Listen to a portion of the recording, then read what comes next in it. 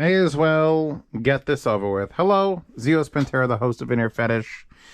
And I think my love of IEMs started... You're not hearing the dramatic music. With the Tin T2.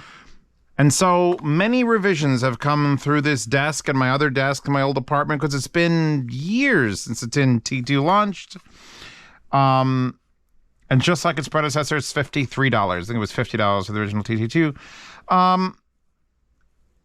And if you know the story, or if you've watched all the reviews, I haven't really, truly liked a single IEM since the Tin T2s until the Tin T2 DLC. There have been the Tin T2s.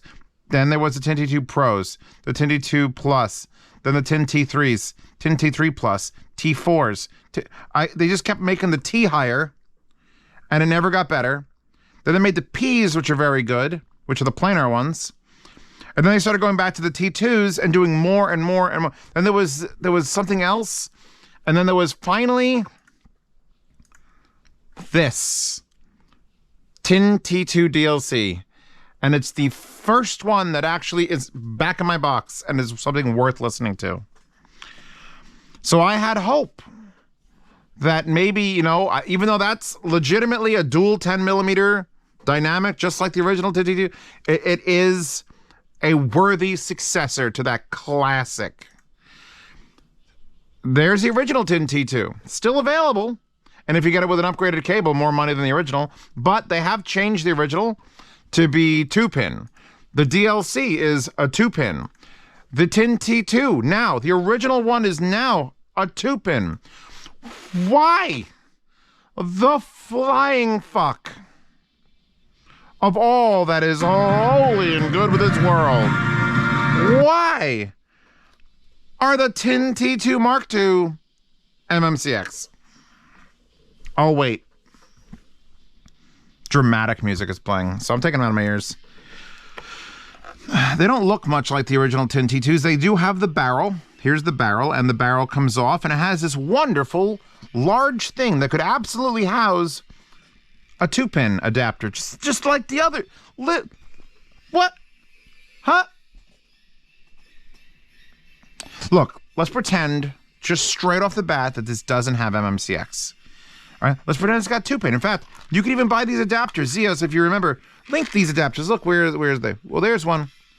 Look, you could plug this son of a bitch into your MMCX and your IEM, and it makes it a 2-pin. So you could use a 2-pin wire.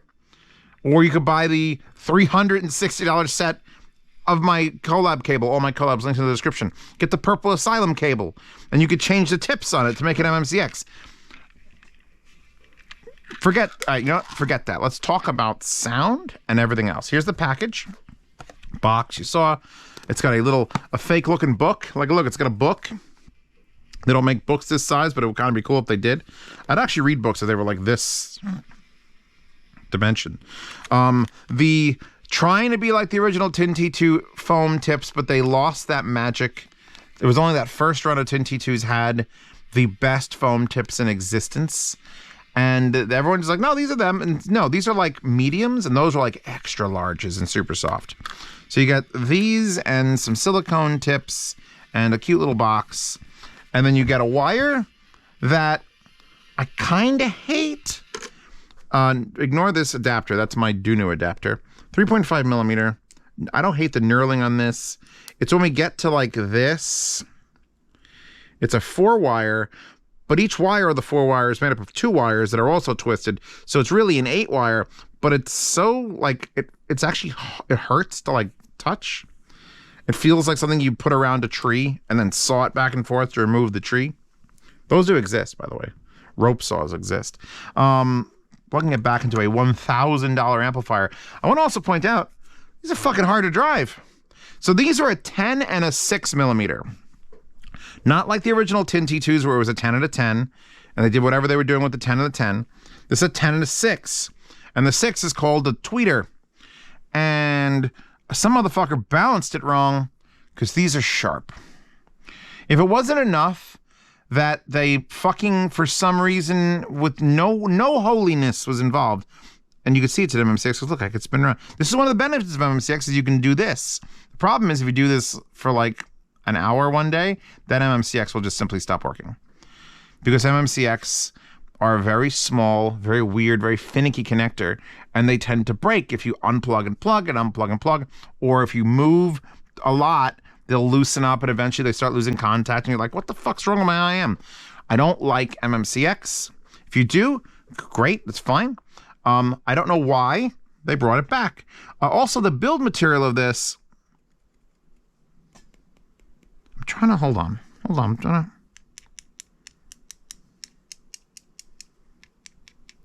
They call it aluminum plastic or plastic aluminum. And I'm trying to figure out, that's aluminum. These bits here are aluminum.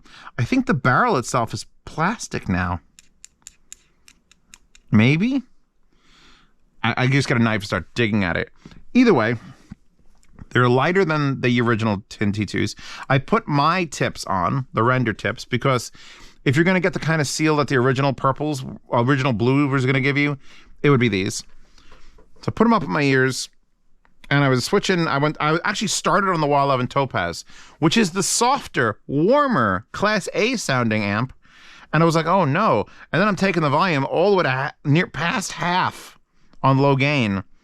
And on this I think this is on low gain. I'm just like 3 o'clock on that. So it's hard to drive. It's all right, positives in sound. It still has the depth. It's got the 2 drivers and they're doing a phase thing. And I know that from experience from the Rinko, and it gives you this massive depth of sound. So things sound like you're walking into a room filled with sound. The problem comes is it's just a frequency response is kinked. Not a good kink, a bad kink. A treble quink. That's what you're going to put down on the thing. It's got to be treble quink. Orbital comes on. And it isn't even to the point where it actually physically pains me. If it did, I would be absolutely fucking angry at this. It's just annoying. It's just like, I don't need to have this much treble in my music.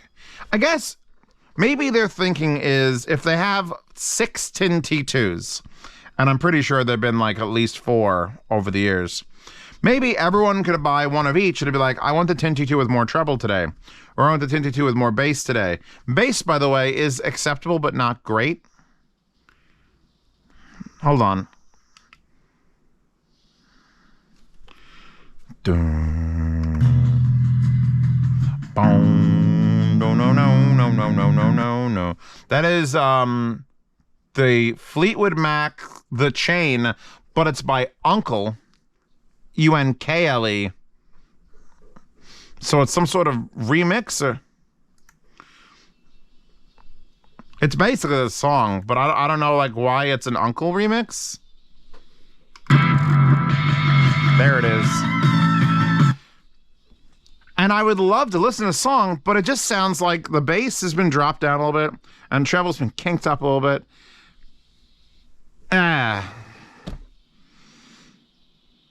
Keep us together, rhyming with the shadow. All right, if I had never listened to an IEM before in my entire life, these would be pretty damn good. Oh my God, I'm hearing so much of the detail in the songs. And you do, that's the thing. Enhanced treble could be a bullet point. These IEMs have enhanced treble. Cool. The problem being, I usually don't want that in a $50 IEM. Because in a, like, the perfect example, my other collab, the Kanira Nana Z-Tune. That's a fucking $950 IEM that I tweaked the treble on to be greater. But there's so much in there to do that properly that it's like, oh, it's going to be more, but it's still going to be fine. This is like buying a used $700 car that has nitrous in it. You know, you spend a lot of money in a car, you build it up, you have all the right things, you got the 17 bolt main. You know, if you nitrous boost, it's going to go. You got that $700 car and you hit nitrous on it, odds are something's going to kill you and everyone around you and loved ones. So that's what I don't trust a $50 IEM to do a special treble version well, and this is a perfect example. There is treble. It is fine. If I could only give IEMs like a rating and it would all be good, but it'll be like, these are good, these are fine, these are okay. If it was like, these would be fine. They're fine IEMs. I'm hearing like the horns. Oh, wait, hold on, go back to that. Where was I? I'm hearing the horns. It's not murdering me too much. They're fine. This song sounds fantastic. I love how I can like unmute this just with the button. It's got good energy. Like if we were talking about energy in an IEM, this has got it. But I've reviewed $20 IEMs and $30 IEMs and $40 IEMs that are better than this $50 IEM. So why would I recommend this $50 IEM that uses fucking MMCX? That's the icing. That's the shit icing on a cake. Because even if you had a really good cake, you put that just on it and it's like, oh, why would you do that? Like, why would you do that? If these were amazing, I'd be making all sorts of excuses why you need to buy adapters and you got to buy my wire, you got to buy another wire, you can plug into the thing because no one wants fucking MMCX. But you're going to miss these, bruh. You're just going to miss them. And it's sad because the DLCs fucking came out like a year ago. DLCs, same motherfucking price. To the penny, $53.10 on Linsol, $53.10. Why is the worst one that just came out? What? Like, I don't get it. At this point, you just forget this review even exists. I'm just here to give you consumer warning. Do not. Don't this unless you really like treble. And MMCX for some reason, you sadist. Also, it comes in silver or gun. I kind of would have preferred the gun. The gunmetal looks pretty cool. Yeah, just get the original Tin T2. If you get it stock, it's $36. Free dollars. $36 is basically free in the IEM world. Or you can get it with a triple win Sony cable for $56 or a C8 for $65. Do that. How much is this one? Hold on. Ooh, you can get a 4.4 cable for the fucking DLCs for $70. Get that. That at least, that even has the original design, like the way the thing came off of it. I don't know, man. Because I'm listening to them, it's like, I could get by with these. I just don't want to. I don't want to. I know for a fact there's better things. Got my JoJo collab for $50 if you want to get that. If you're just itching to spend money, throw it at something that'll benefit the channel, or throw it at something that'll benefit literally anyone else. Do not do that. Gotta teach Tin a lesson. Stop using MMCX on things, which is gonna be a big mode of contention when I get the fucking Dunu Mirage out, because guess what that $1,300 IEM has? MMCX. Could have been just, and the thing is, I don't know what they're still selling the Tin T2. So that means the sound that I love, the sound that got me into IEMs, is still available and it's $36. So I don't even know why I care about this. Because the DLC came in and it actually just did everything the T2 did, but a little bit better. A little more refined, a little more soundstage, a little more. It was just more. It was a perfect, that should have been the Tin T2 Mark II. I don't know why this exists. They should just have made everything a Mark, like Mark 7 to 10 to 15, the Mark 22. Then we'd be fine. But they keep putting that name there because that was a good one. Hey, people remember that. It's like making Ghostbusters sequels. We'll make Ghostbusters 2016. We'll make another Ghostbusters. How about make another Ghostbusters? Just, Tin, you can be great. Just stop, rock and roll. Also make a P series that I could power without a fucking speaker amp and I'd be in love with it. Anyway, wallpaper available in the wallpaper horde. We'll keep this one short. I think I don't want to, I want to rant and or rave, but I got to save some energy for next time. So wallpaper, that was an old wallpaper. I don't know what anything means on that at all. In the Horde. Mouse pad, if I could find this beautiful, like, look. This is a serenity I desire when I'm listening to Tins, and I am not getting this serenity. I'm getting violence. Are we done? Cool. I'm signing off. Patreon subscribers, by the way, if you want to see unreleased IEM reviews without a paywall, they are hiding in free posts on my Patreon and Subscribe Star. If you want to see my regular reviews, they are hiding behind the paywall. But also, if you pay for the $5, you get to see those videos early, participate in yard sales, and what's the other thing? Oh, sound demos, which doesn't apply to IEMs. I haven't done IEM sound demos. That would be too much. Too much, man. Too much. Unless I plug this into a measurement mic, graphed the frequency response, and then applied that EQ filter to standardize music, and then put that up as a sound demo. Don't do that, by the way. That's bullshit. That's not how it works. I wouldn't tell you soundstage or anything. Hey, I'm done. You're done. We're done. Come back in another 2 days.